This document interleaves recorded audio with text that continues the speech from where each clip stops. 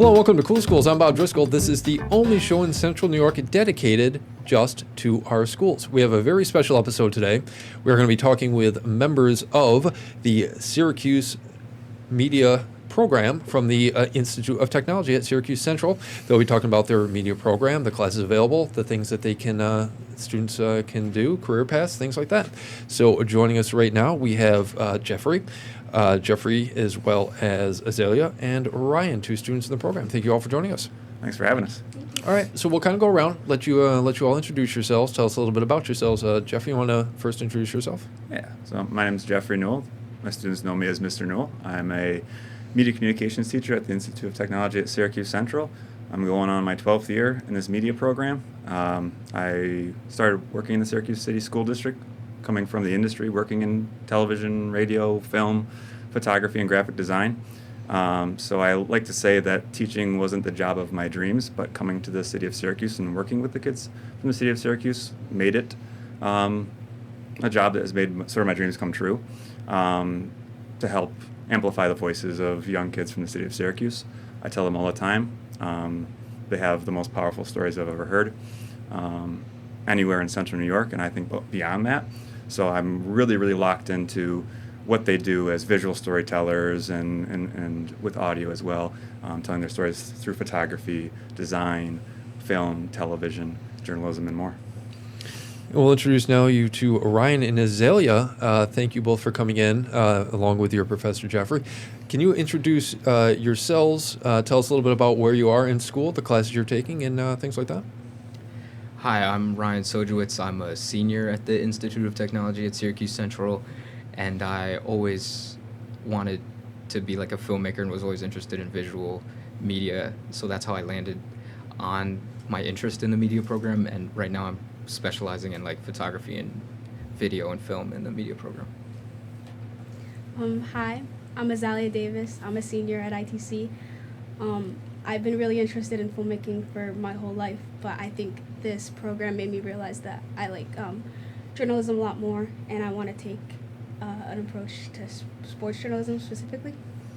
It's an interesting program to get into, and I was kind of talking before we started this show. Like the only class I had available in college or in high school was a sports literature class, and we got to go to Cooperstown. If that's something you're interested in, that was fun. You know, we got to go there and kind of do something.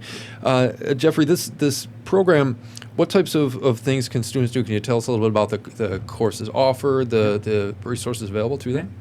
Yeah, right from 9th grade, the kids dive right into an industry standard television studio, learning about television and journalism. By sophomore year, they're taking college-level classes right in the high school classroom through Onondaga Community College. Photography 100 is the first class they take, Intro to Photography. That year they really develop themselves as visual storytellers and learning about composition and lighting, and from there they go on to junior year. They're studying another OCC class, Art 142. It's an introduction to graphic design, where they're starting to create projects, posters, program covers, yearbook covers. So they're getting up to 6 college credits before they're even seniors. All these students right here have that under their belt right now. And then going into the end of their junior year, they start doing a little bit of journalism and running our Tech News show, which is our school announcements and also serves as a sort of a culture creator in our school and our district. And then their senior year, they're really locked into a program that we've built called Syracuse Journalism Lab, and then working with print journalism as well as broadcast journalism and filmmaking. They really dive into filmmaking. The kids are quite competitive over what they do. They're very artistic through their storytelling, so we learn about screenwriting and editing. And throughout the whole program, it's really based on using a lot of hands-on equipment. We have a full-fledged computer lab, a media lab with Adobe Creative Suite and 32-inch editing monitors that each kid works with through 9th through 12th grade.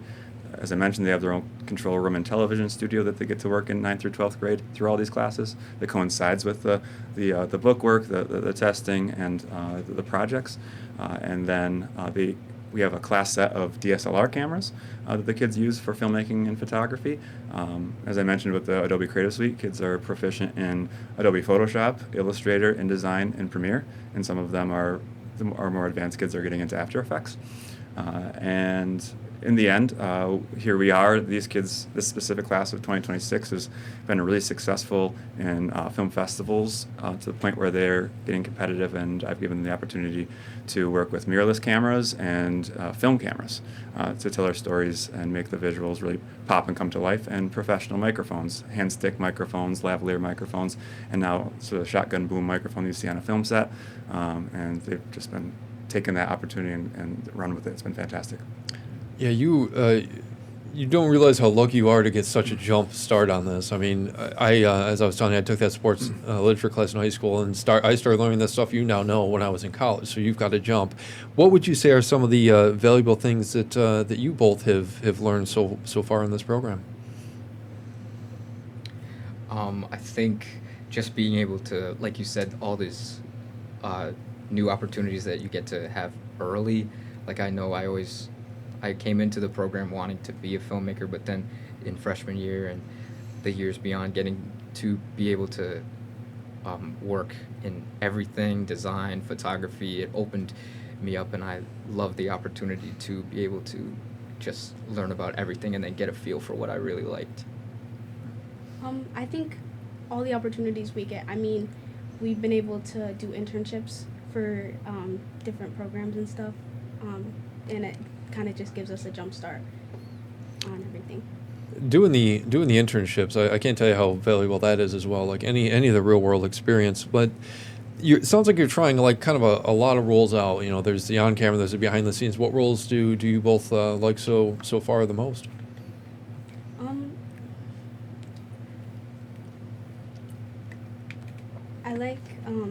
I like being behind the scenes. I think it's like I can get very valuable information and stuff.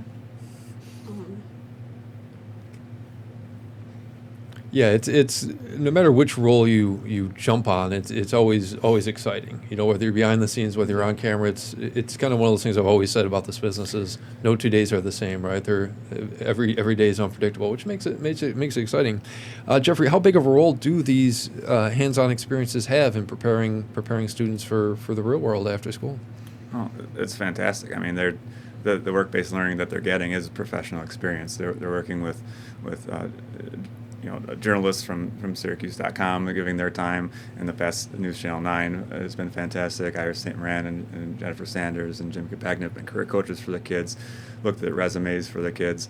They have a whole portfolio ready to roll, but they also have the connections that they've made who are really, it's like a pipeline to the broadcasting, film, and journalism world that they're tapping into the media program and asking who are your top kids every year. Sometimes they ask who are your top 2 kids. I say I can't give you the top 2 kids. There are top 2 or 3 kids who are here now. That's not the case. I have 20, 30. I've got a program of close to 100 kids who are teaming with potential and talent, and all the kids, all of my students who are in the room today. I've taken advantage of internships already. Ryan interned at WSYR Studios over the summer. He was somebody who was more behind the scenes doing screenplays and making films, and he really went outside of his comfort zone, and he got to be on the radio and everything. And then Darren also at Newhouse School of Communications through Syracuse University, making those connections and spending the summer there has been really valuable. And everything Azalea does is just really fantastic. She's really blossomed, as she said, behind the scenes. I'll brag for her. She's very modest and humble about what she does, but she's an award-winning filmmaker. She's won first place in the film festival for CNY and within our school, and then New York State Film Festival as well. In our class, we had 2 first place winners and 3 second place winners from our junior class, competing against Central New York schools. So we really value that too, because there's other wonderful media programs in Central New York. Notably like Liverpool, Fayetteville, Manly, Baldwinsville. Shout out to all of them, in East Syracuse, Manoa. We've all sort of come together as media teachers, and then we all get to connect that way. And the kids go to these schools for film, photography, design, but mostly film from those festivals, and they all end up studying the same majors and connecting and collaborating that way. But I think the big thing is having the professionals there. I'm not an on-camera person to sort of have someone like Iris St. Moran, or Katrina Tulloch from Syracuse.com come into our classroom and work with our kids is invaluable to give them that feedback as well. How do students sign up for the program, and what grade levels take part in it? Like, if someone was interested, how do they get involved in your media communications at ITC at Syracuse? Yeah, high school choice program in middle school. Every middle school, they have a CT teacher preparing them for professionalism skills, the 12 career practices, so the kids can hit the ground running when they get to my program. I get to meet a lot of these kids at the CT Expo, which has been held at various gyms and arenas throughout the years. These guys, I met them through that process, learned that they were interested in media, and really sort of was able to help guide them through the help of the CT teachers in the middle school to get them into ITC's media program. So I kind of knew them. I've known them since 8th grade, and they're getting ready to pack up and go to colleges. They're finding out all the colleges they're getting into, which includes, it's not limited to like Park School of Communications, Newhouse School of Communications, SUNY Oswego's cinema program, and beyond. It's really, really cool to see. Now, I kind of learned of your program through watching some of your newscasts on the Facebook. Are both of you part of any of those newscasts? Yes. Yeah. Can you tell me a little bit about what you do, what your roles are?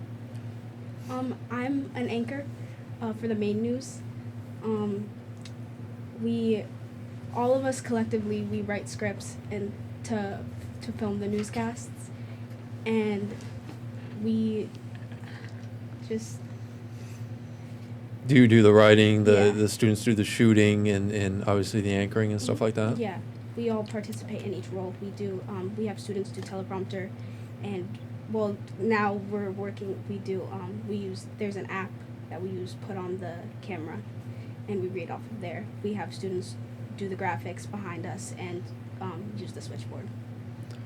An app that you put on the camera for prompter. What are these days coming to? Yeah. The technology is evolving fast. When we started with Tech News, like we were using FlipQ, and the kids were scrolling through with the anchor, and then we started to see what News Channel 9 was using, and et cetera. So we started to try to advance in everything. So we don't have a pedal or anything like that, but we use SpeakFlow now, the SpeakFlow app for our teleprompter, which is awesome. The kids can write their stories and get right on camera and tell their stories. So. No, I'm kind of living in my past life through your experiences now. Do you feel like these are preparing you to get a job out there after school? Do you think that the experiences at Syracuse ITC are helping get you to that level? Absolutely. I think that especially being able to do these things at such an early age and early stage, it helps prepare us for later, like getting to make mistakes and getting to learn, so that when we are in the field and when we are having these jobs after college or in college, then we know what to do and we're ahead of the game. And what I'm so proud of these kids for doing is it takes a lot of courage to dive in, right? Like the first step of making a film, it can be the hardest part, right? You're afraid of failure, right? These kids all dove in freshman year and you all wrote screenplays. But your screenplays did not turn out exactly how you expected them to be. But you had really well thought out screenplays, shot lists, and everything. But now everything's starting to come together as you're learning about composition and cameras and editing and all of that. But I just think that that's something that's really been inspirational for me, because that's very difficult as a 14, 15-year-old to like dive in and share what you have. Now every single week on a Friday, these guys in my advanced media class go to basically a screening room where they're showing their updates on their films, and they present and they critique. And we're talking like 48 minutes to 84 minutes straight of like meaningful critiques on each other's work. And it's not just like, oh, this is messy, I like this. It's just like, man, the rule of thirds is working here. I like the Rembrandt lighting here. Like that's like, and you're really supportive of one another to the point where the kids are vulnerable and telling like personal stories about themselves. They're super like courageous, which is really, really inspiring to see. What do you guys think about that? And what you're seeing happening with your senior class right now? The films that you're seeing come together, the photos, the designs that you're seeing happening with your classmates from just diving in and taking that chance. I think it looks like everybody is really coming into their own as filmmakers and as artists, and we're seeing some incredible work and personal work, like Mr. Knoll said, and just being able to like I think it took a little longer for some students to be able to express themselves fully and stuff like that. But I think the work that they're doing is incredible now. I think that everyone is really becoming a community inside the classroom as of recently. Yeah. Now, you're both seniors, right? Do you have any plans after Syracuse ITC? Are you starting to look at what you want to do next? Yes, I applied early decision to Newhouse at Syracuse University, and I got in and have committed already, so that's where I'll be going. I'm waiting on acceptance from Newhouse, but I also applied to Ithaca, and I got in for sports journalism.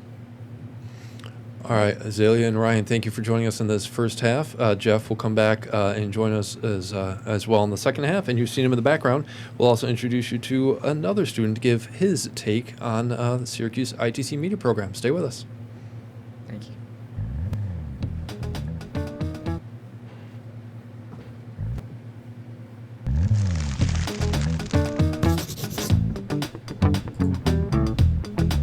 Hello and welcome back to Cool Schools. This is the only show in Central New York dedicated just to our schools.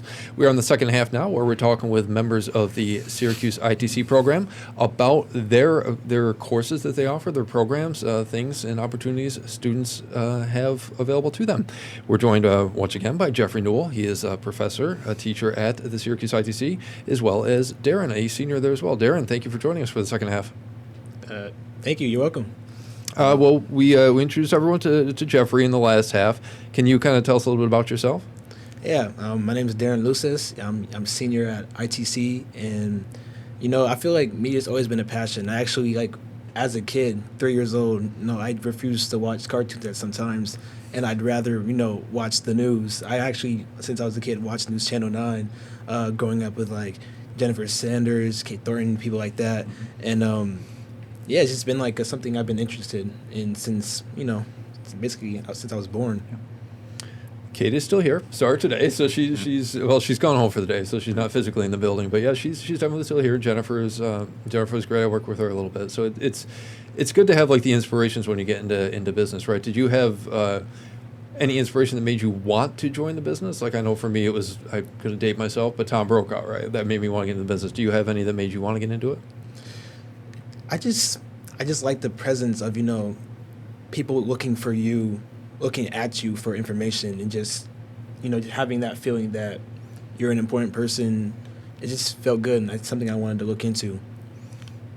Do you also go out into the field to do some of these shoots you do? I know you guys have the newscast, right? Do you do anything in the field to learn out in there too? Not a lot, but sometimes we do go on short walks or trips to get more coverage on the area, the community, and then we kind of incorporate that within our stories with Tech News. Jeffrey, we kind of touched on this in the last half. There is a lot more than being on camera in this business, right? How important do you feel it is for students to kind of get a variety of roles? We're seeing more they call them MMJs, reporters that can shoot their own stuff and edit their own stuff. How important is it to get that well-rounded knowledge? Oh, it's super important, and that's really what the curriculum is based around, is this convergence of if you're a photographer in this day, you use the DSLR camera to shoot photographs, then you're using it to shoot videos, and then you're creating graphic designs, and that comes together to actually editing videos and editing designs and being well-rounded as far as that goes. So I think that's huge, and that's really sort of the ordering of the curriculum to go through that process.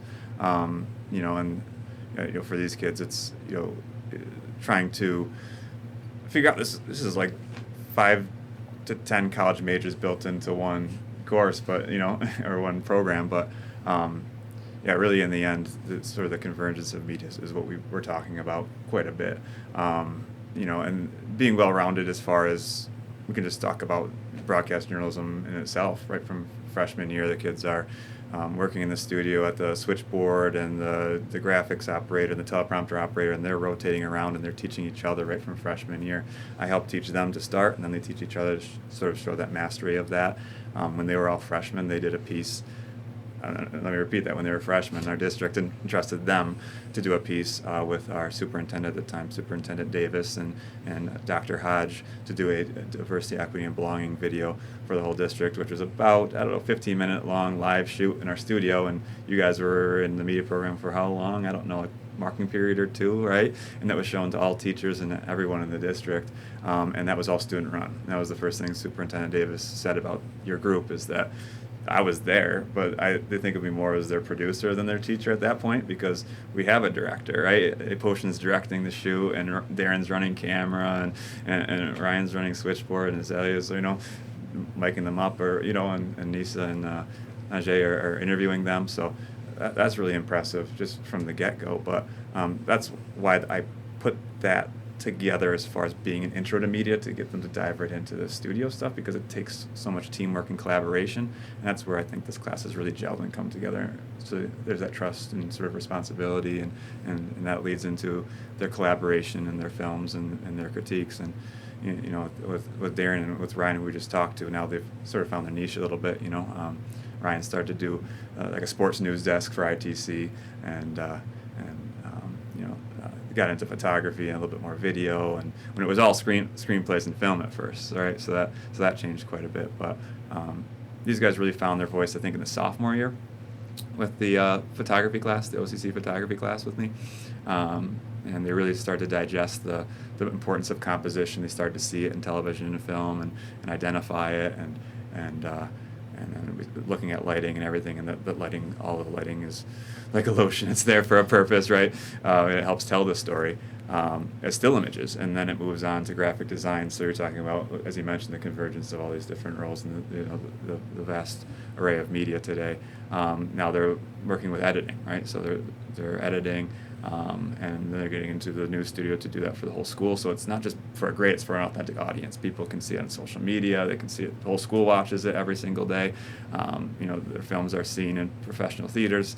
And then when they get to their senior year, it all comes together, because they know how to do the still images, and now it becomes moving images, and all those rules of composition, the rule of thirds, the symmetry, the leading lines that you've been working with, the lighting, the Rembrandt, the split lighting. Why do we use it? How does it tell the story? Now it's happening in their films. So when you actually see their newscasts and their television shows and their films, they look like a news show, or they as close as we can get to with the industry standard equipment that we have that's been recommended from our career coaches in our media program. And then when you go to these film festivals and you watch them on the big screen and hear them in surround sound, they don't look like student films, right? They film their stuff not really doing during school hours a lot either. They shoot on location, right? And they create their own Foleys and their own sound effects, and they do color grading, and their editing is, audio layers of up to 20 to 30 layers sometimes, and the video layers, if they're doing special effects, really starts to build up too. Azalea, who we were just at on the show here, who's right behind Darren, she spent with another student, Nisa, they spent from January till May collecting footage for their award-winning film, which was just capturing all the in-between moments. The film was called Living in Between, and it was really inspiring for the whole class to see, collecting high-quality audio of their voiceover, layered with the music, layered with the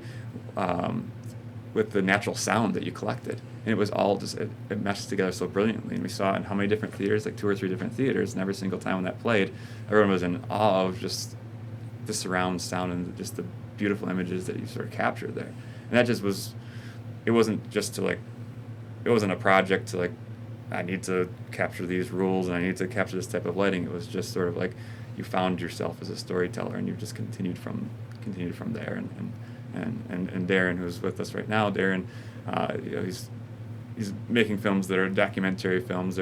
We're trying to decide, you're finding yourself as a journalist and as a documentary filmmaker and a nonfiction filmmaker as well, and you seem to enjoy all those processes, and that's really, really, really great to see. Yeah, Darren and I still have some of my college films and stuff like that we made that I'm very proud of. I think they stay in my personal vault, because some of them are a little funny, but they were fun to make. They were fun. We did a lot of fictional movie making. Are there projects that are standing out to you that you've worked on already that you're most proud of?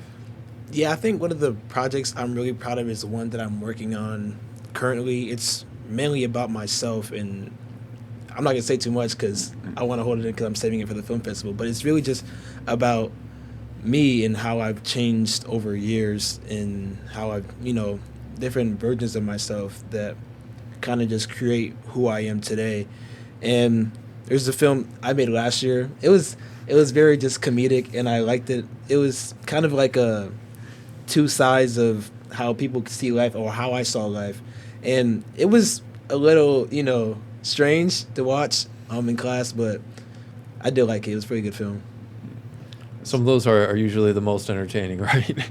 What I tell the kids is like you'll look back at the films you made like freshman, sophomore, and junior year, and you look back at them, and if you don't look back at them and say, well, what was I doing a little bit, doesn't mean it means you're not progressing as a filmmaker. So it's like they're proud that they made them in 9th grade, 10th grade, 11th grade, but they're seeing progression, and you'll always see that, right? When you go into college and you work in the field, you'll go back and be proud that you made that. I made that when I was in high school. That's really really impressive.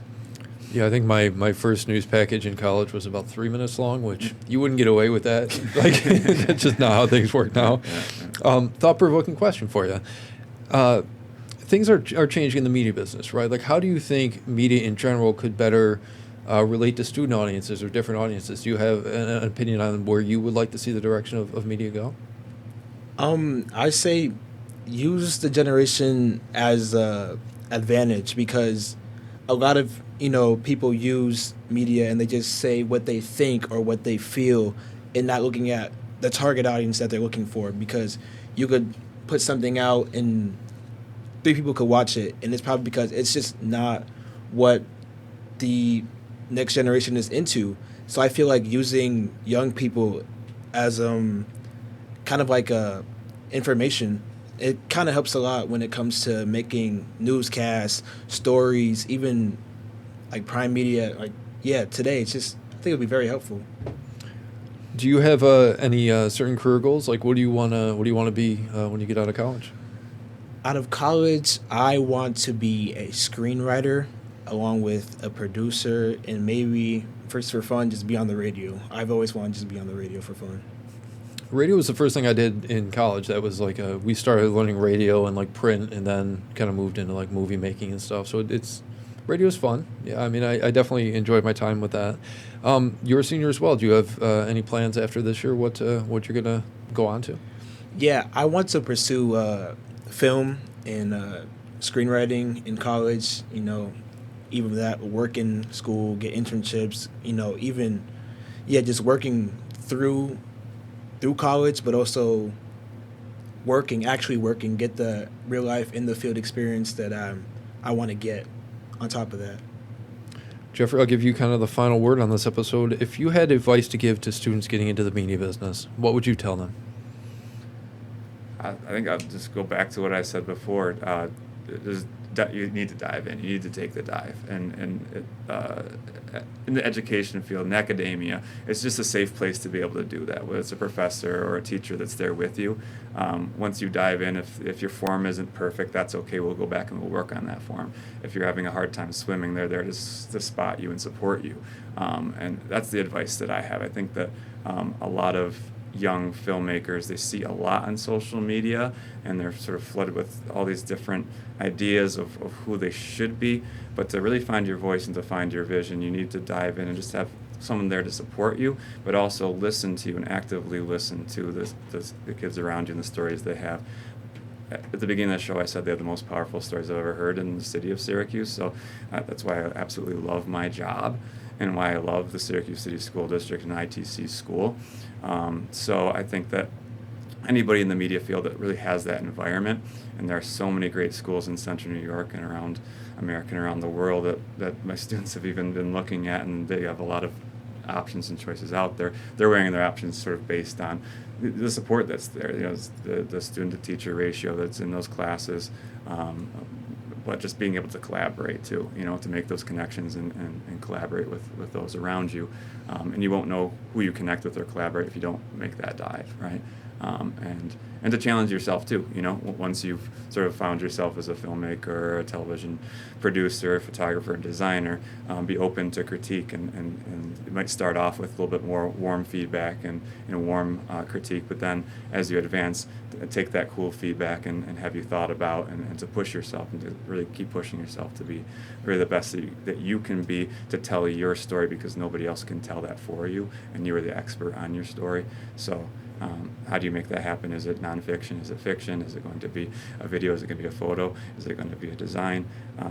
That's really up to you, and it can be all those things in the end, right? So that can be, the director of photography and the designer of your movie poster and the filmmaker and the actor in it. And that's the beauty of making a student film, right? You get into the film industry and the television industry, you have more people working with your film instead of 100 or so people. You have like complete creative control. So I think media students at the high school and college age really take advantage of the safe places that are around you to be yourself authentically and have authentic audiences to get that feedback from. Take the cool feedback, take the warm feedback, but in the end, go with what you find in your heart. All right, it's an awesome conversation. Jeffrey Newell, Institute of Technology at Syracuse Central.